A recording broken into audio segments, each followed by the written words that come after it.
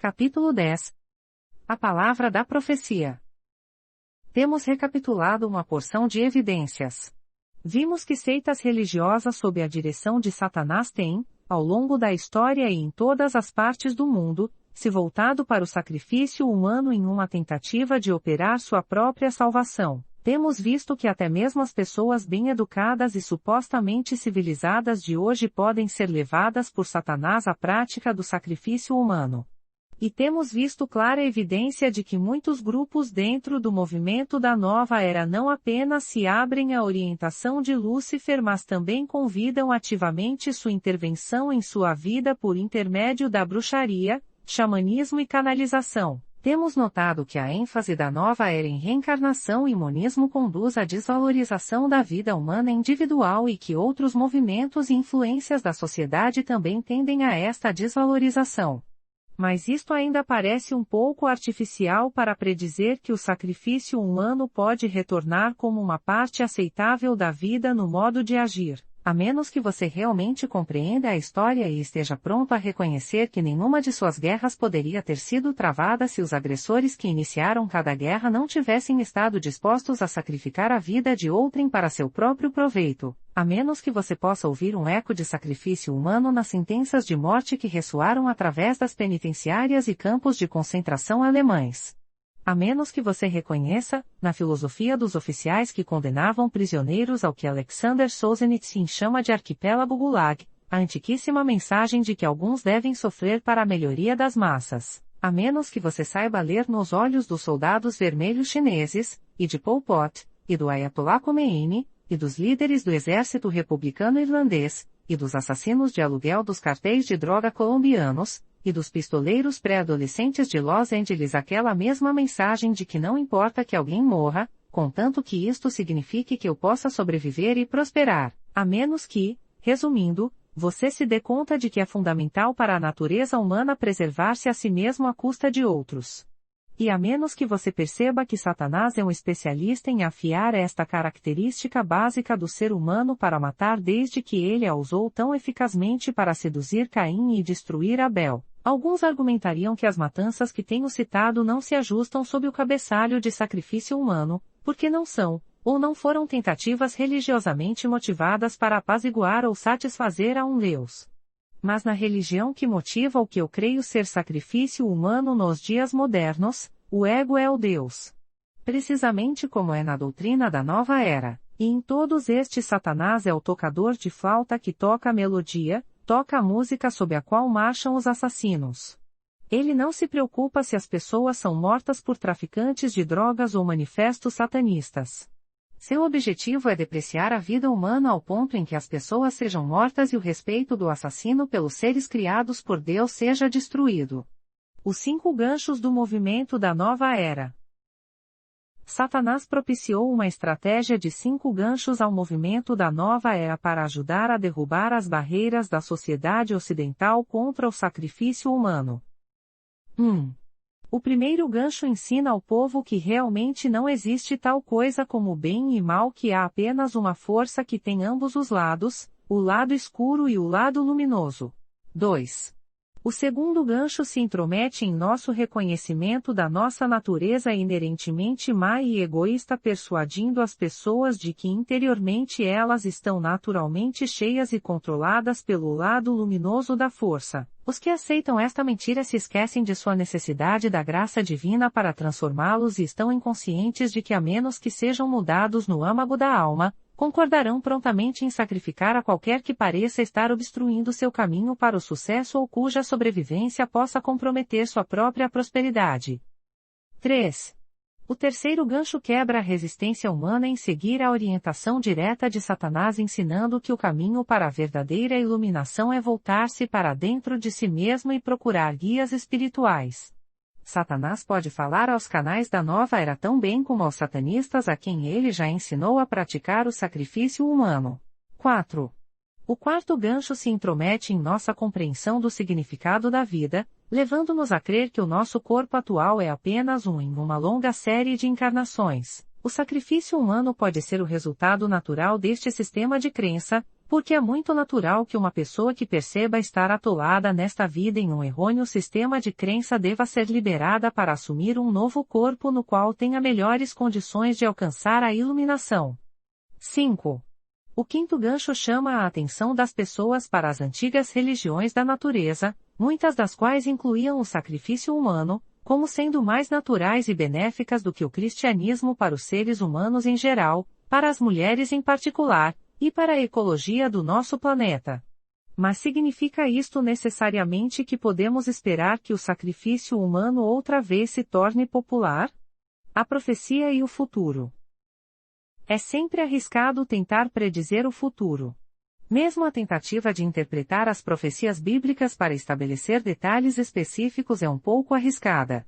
Mais de um navio da fé tem encalhado e afundado nos recifes da profecia mal interpretada. É muito mais seguro tomar a profecia como um guia para nos ajudar a antecipar tendências gerais e como uma espécie de mapa rodoviário pós-evento para confirmar nossa fé de que ao longo de tudo isto Deus estava ao leme e continuará dirigindo. Efetivamente, Jesus afirmou o efeito desse mapa pós-evento como sua principal razão para comunicar predições aos seus discípulos. Em São João 13,19 lemos que ele lhes disse: "Desde já vos digo, antes que aconteça, para que quando acontecer, creiais que eu sou." Compare com suas declarações semelhantes em São João 14:29 e 16:4. Tendo dito isto, devo prosseguir para afirmar que me parece que os atuais eventos e os movimentos que vemos crescerem em força no mundo formam uma significativa confluência com a corrente das profecias bíblicas concernentes ao tempo que antecede imediatamente a segunda vinda de Jesus. Mesmo antes de a mudança de paradigma da nova era começar a alterar o pensamento das pessoas em relação ao bem e o mal, podemos ver o cumprimento de certos aspectos das predições de Paulo registradas em 2 Timóteo 3:1-9. Trechos desta passagem que descreve como as pessoas procederiam nos últimos dias, parecem descrições apropriadas da nossa época: os homens serão egoístas. Antes amigos dos prazeres que amigos de Deus, tendo forma de piedade, negando-lhe, entretanto, o poder. Que aprendem sempre e jamais podem chegar ao conhecimento da verdade. As doutrinas da nova era dão nova vida aos velhos estilos de vida pagãos. E mais ainda, a nova era tem produzido falsos cristos e falsos profetas marchando em bandos para os bastidores e para dentro da consciência popular, um incremento que teria sido inconcebível apenas alguns anos atrás, quando as pessoas tendiam a ter mais fé na ciência e tecnologia e sentiam menos necessidade do sobrenatural. Isto parece cumprir a primeira parte de São Mateus 24:24, uma profecia dos eventos a ocorrerem pouco antes do fim do tempo e da segunda vinda de Cristo, porque surgirão falsos cristos e falsos profetas. Mas a segunda parte deste verso ainda não se realizou plenamente, operando grandes sinais e prodígios para enganar, se possível, os próprios eleitos. Os falsos cristos e falsos profetas têm operado alguns sinais e maravilhas. Tem havido algumas curas e suficientes predições acuradas espalhadas no meio da grande quantidade de confusas especulações proféticas para manter a fé daqueles que realmente querem acreditar, mas ainda não tem havido algo bastante surpreendente e espetacular para chegar perto de enganar os eleitos de Deus, aqueles que finalmente serão redimidos da terra. Veja os versos 22 e 31. São Mateus 24:24 sugere que este povo especial de Deus não será enganado, mas que o poder dos sinais operados pelos falsos cristos e falsos profetas será tão grande que quase os enganará. É claro, portanto, que todos serão enganados exceto este povo muito especial que finalmente será arrebatado para ir ao encontro de Cristo em sua segunda vinda. Em outro lugar, Jesus deixa claro que muitos que se consideram cristãos não estão realmente entre o grupo eleito de Deus. Veja São Mateus 7:22 e 23, São João 15:5 e 6. Não há dúvida de que muitos desses supostos cristãos serão enganados pelos sinais que seduzirão a tantos. Nada do que o movimento da nova era ou seus cristos e profetas produziram até aqui tem exercido tão sedutor efeito sobre o mundo. De fato, embora a popularidade do movimento esteja crescendo entre alguns, muitos daqueles aos quais menciono isto em conversa ocasional, ou estão desapercebidos disto ou não têm quase nenhuma ideia do que venha a ser isto.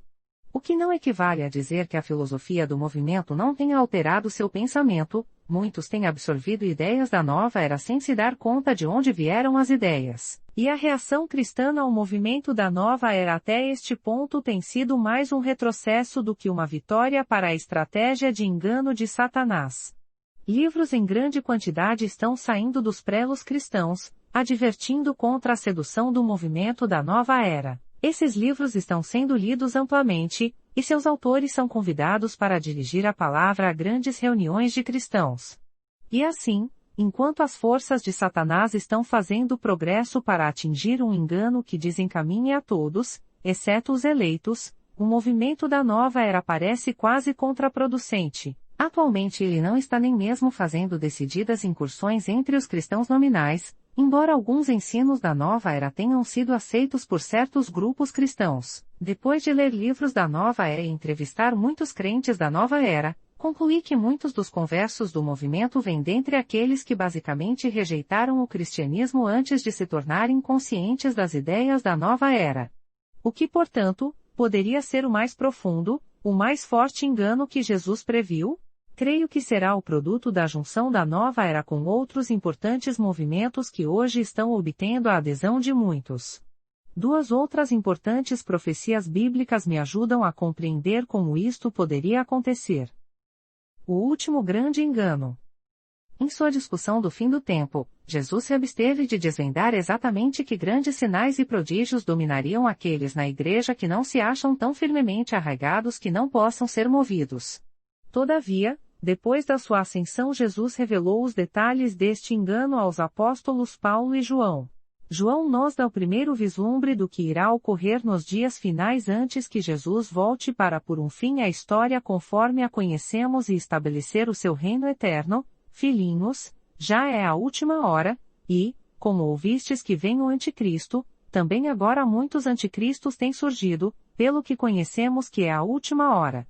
1 São João 2,18, veja também 4:1-3, 2 São João 7. Através de suas epístolas, João faz uma clara distinção entre os muitos anticristos que já estavam em atividade e podiam ser reconhecidos por sua negação de que Jesus viera em carne e aquele anticristo cujo espírito já estava presente nos anticristos, mas que ainda havia de vir em carne.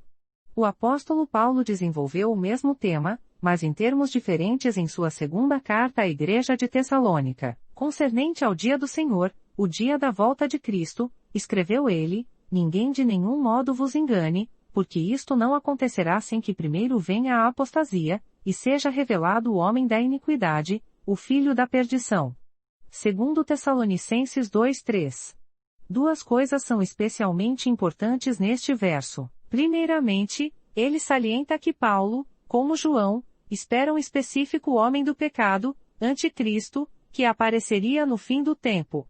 O segundo ponto importante é que Paulo espera que haja uma apostasia durante o mesmo período do fim do tempo. Esta apostasia é o mesmo fenômeno do qual Jesus falou quando inferiu que todos, exceto os eleitos, seriam enganados e desencaminhados pelos sinais e prodígios enganadores. João falou de um fenômeno semelhante quando divulgou a informação de que os anticristos que estavam ativos em seus dias tinham uma vez sido parte da igreja. Eles saíram de nosso meio, entretanto não eram dos nossos, porque se tivessem sido dos nossos, teriam permanecido conosco. 1 São João 2,19. E assim Paulo e João esperavam um anticristo específico que haveria de vir nos últimos dias e desviar a todos, exceto os eleitos. João ressaltou que isto já estava ocorrendo em uma pequena escala. Paulo continua sua advertência com esta surpreendente passagem: ora, o aparecimento do iníquo é segundo a eficácia de Satanás, com todo o poder, e sinais e prodígios da mentira, e com todo engano de injustiça aos que perecem, porque não acolheram o amor da verdade para serem salvos. É por este motivo, pois, que Deus lhes manda a operação do erro, para darem crédito à mentira, a fim de serem julgados todos quantos não deram crédito à verdade, antes, pelo contrário, deleitaram-se com a injustiça. 2 Tessalonicenses 2:9-12. Aqui ele revela que todos, membros da igreja e não membros igualmente, que deixam de aprender a amar, não apenas a aceitar, a verdade de Deus e que continuam a deleitar-se na injustiça, serão enganados pelo anticristo com o engano direto do próprio Deus. Paulo disse isto, não eu, Deus lhes enviará a operação do erro. Eu não saberia o que fazer desta passagem se não fosse outra mensagem que Jesus enviou a João perto do fim de sua longa vida. Esta mensagem, registrada em Apocalipse 13, dá consistência ao esboço dos eventos do fim do tempo que Paulo apresenta em 2 Tessalonicenses. Em Apocalipse 13, João escreve a respeito do anticristo sob o símbolo de uma besta que seduz os que habitam sobre a terra por causa dos sinais que lhe foi permitido executar. Verso 14. Se associarmos este verso com a passagem de 2 Tessalonicenses, parece claro que é o próprio Deus quem concede a esta besta especial o poder para operar esses sinais. Fogo do céu. O principal dentre os sinais usados para enganar o povo é que até fogo do céu faz descer à terra, diante dos homens. Verso 13. Como já discutimos o sacrifício humano, é importante notar aqui que fogo do céu está geralmente associado a algum tipo de sacrifício. Esta certeza é um sinal surpreendente e significativo. Historicamente, Deus reservou para si mesmo e seus próprios profetas o poder de descer fogo do céu. O próprio Deus fez isto no caso de Sodoma e Gomorra, Gênesis 19:24. Também Deus enviou um maravilhoso fogo sobre o altar dos holocaustos na presença de Moisés e Arão, Levítico 9:23 e 24. E mais uma vez saiu fogo de Deus como punição aos sacerdotes desobedientes, Nadab e Abiú, Levítico 10:1 e 2. Mas o exemplo mais famoso de fogo caindo do céu sobre a terra está descrito em 1 Reis 18.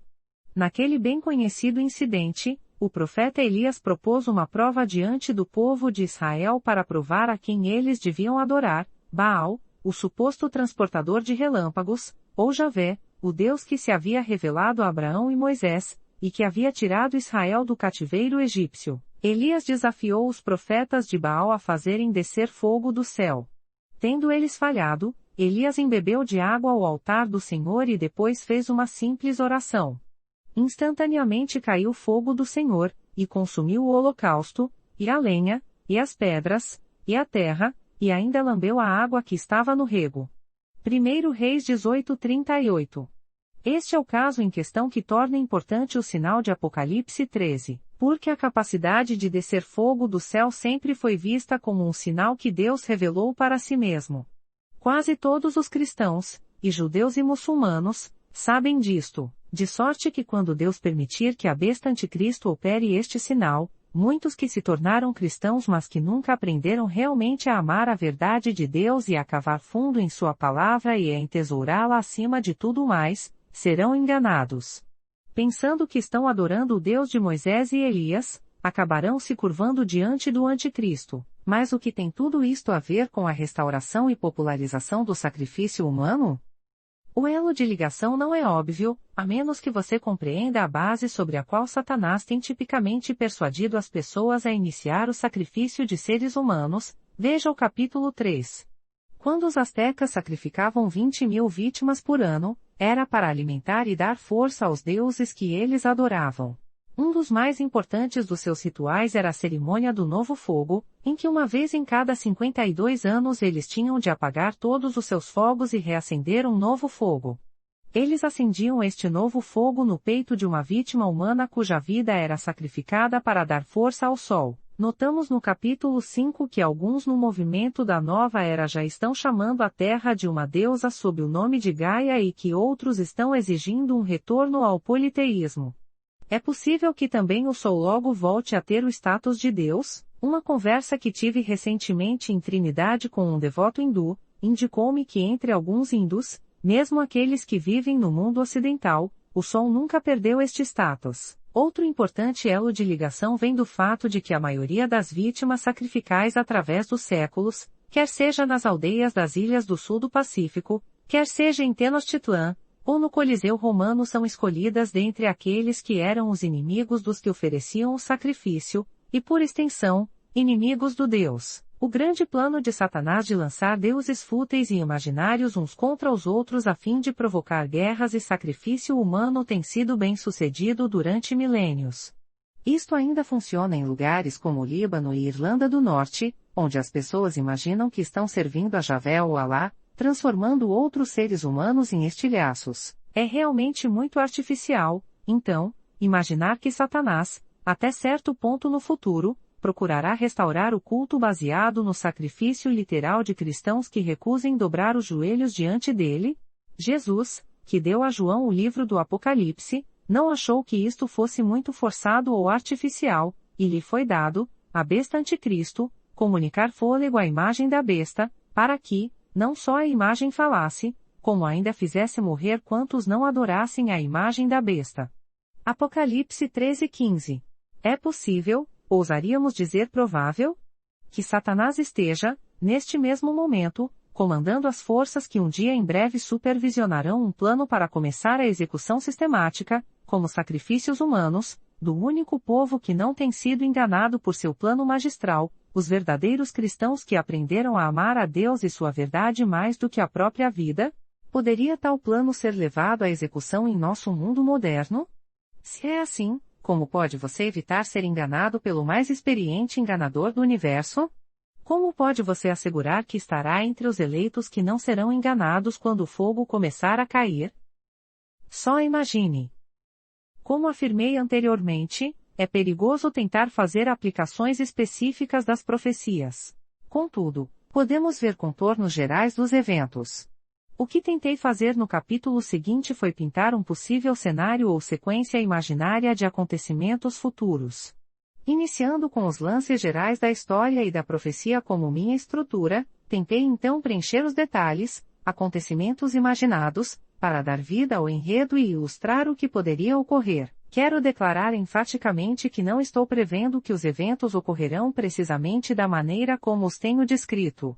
De fato, fiquei com medo de escrever este enredo simplesmente porque um enredo tende a acolher uma habitação permanente na memória de alguém, e o meu enredo poderia até mesmo ser usado inadvertidamente por alguns como um mapa para suas expectativas. Mas acho que a melhor maneira de aproximar o significado de toda a história, dos atuais movimentos e das profecias para as quais olhamos, é dar rédeas soltas à nossa imaginação e jogar com as possibilidades, demonstrando as implicações do que temos visto. E, assim, só faça de conta que